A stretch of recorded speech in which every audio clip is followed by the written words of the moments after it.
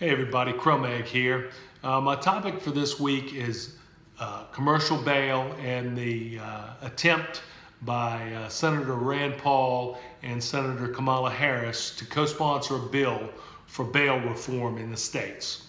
Their argument is that commercial bail is unfair to the poor and that you shouldn't be able to get out of jail just because you have the money, and if you don't have the money, you have to sit in jail and rot. What they're doing is they're trying to sweeten this bill by offering up a $10 million grant across 3 years for the program to any state that will reform and do away with commercial bail. Currently, Kentucky does not have commercial bail. There's a couple other states. But what it says is they want the state to run the program.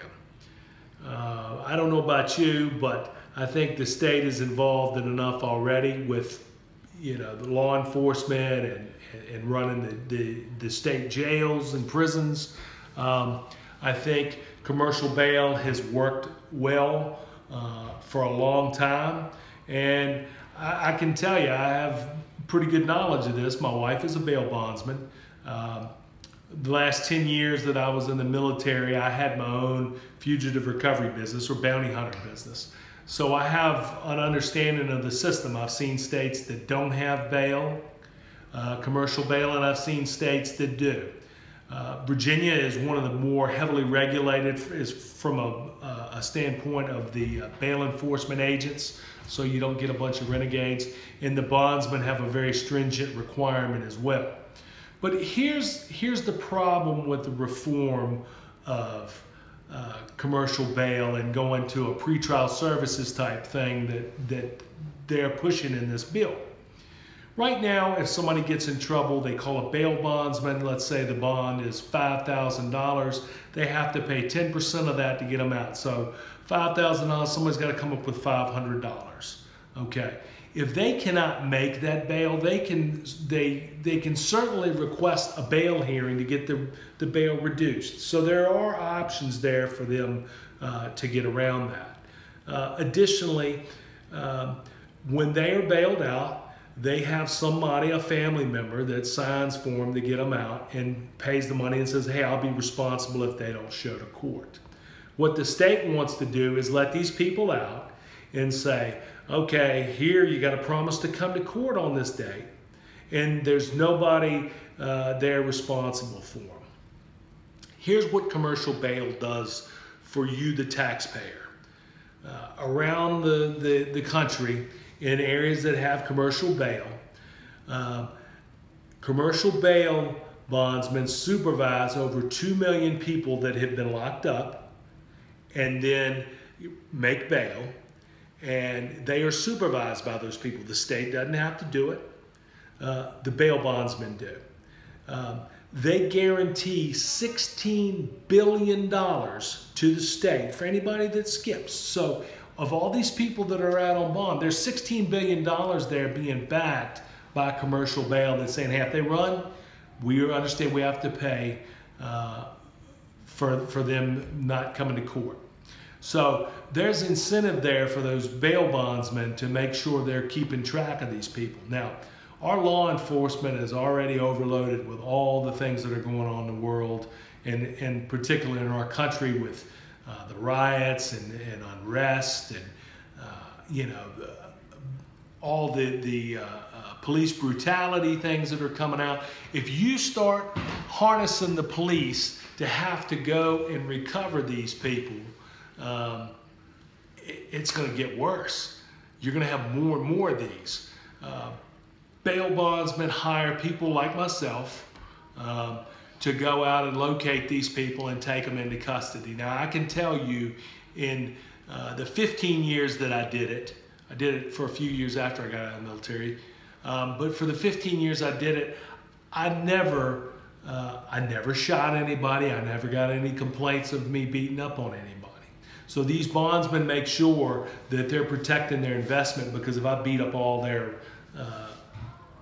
people that they have on bond, they're not going to get them bonded anymore. So they make sure they show to court. It doesn't cost the state a dime.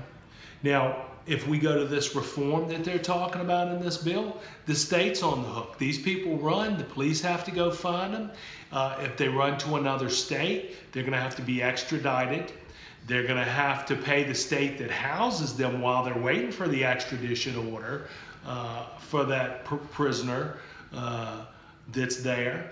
So, I mean, this is a very short-sighted angle on bail reform. It has worked in this country for hundreds of years. It started in England, and it's done a great job in many cases. Of course, you're going to have issues when you're dealing with this amount of volume of people. But I can tell you that this argument that it's unfair to the poor is not cutting it, because bondsmen work with these people all the time. And you know, if you get them in a pretrial services in a state with the reform and they go to pretrial services, so here's what they got to do. So let's take it for instance. You get a guy that gets a DUI. He can't drive, okay? His license is taken. So he's got to wait until court to find out if he's going to be found guilty. So in the meantime, he doesn't have his license, okay? So here's what happens.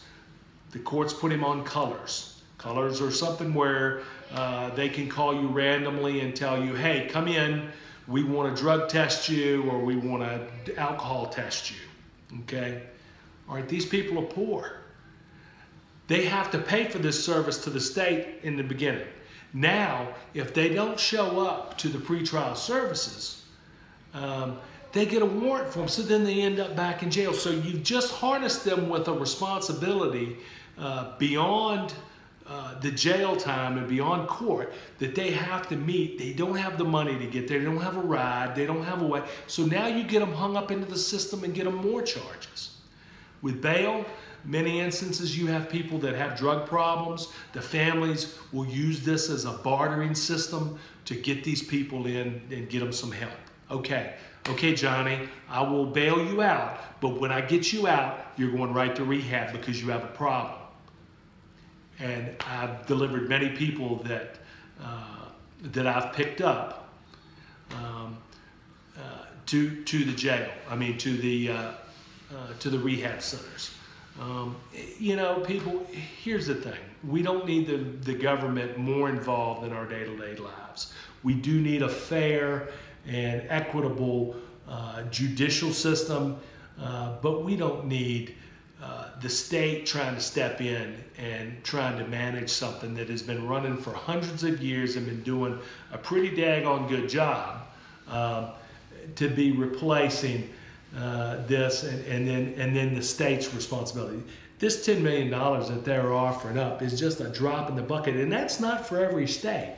That is for the whole program across 3 years. Now you talk about states having to ramp up a system like this, how much that money's going to cost them. It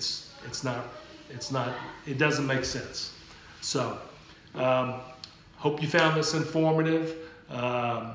We'll be back next week with a new video, and hope you guys have a great week, and I'll see you on the other side. Thanks.